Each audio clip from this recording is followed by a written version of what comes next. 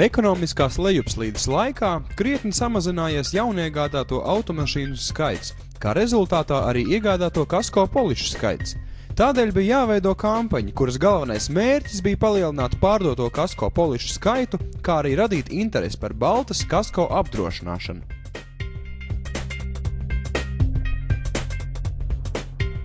Daudzi maldīgi uzskata, ka ja mašīna tiek nozagta, tai tiek izsisti stikli vai noskrūvēti riteņi diennakts tumšajā laikā ārpus auto stāvvietas, tad kasko apdrošināšana nesedz remonta izdevumus.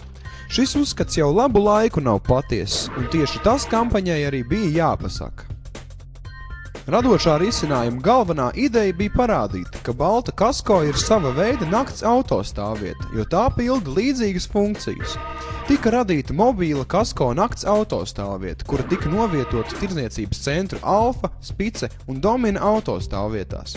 Pie tām atradās baltas aģents, kas atbildēja uz garām ejošo interesentu jautājumiem un dalīja informatīvos bukletus. Mobilā nakts autostāvvieta bija sastopama arī presē, internetā, radio un baltas filiālēs. 10 dienu laikā kopš kampaņas sākuma baltas mājaslapu apmeklēja vairāk kā 20 000 cilvēku, un 40% no apmeklētājiem interesējās tieši par baltas kasko piedāvājumu. Pieauga kasko pārdošanas rezultāti.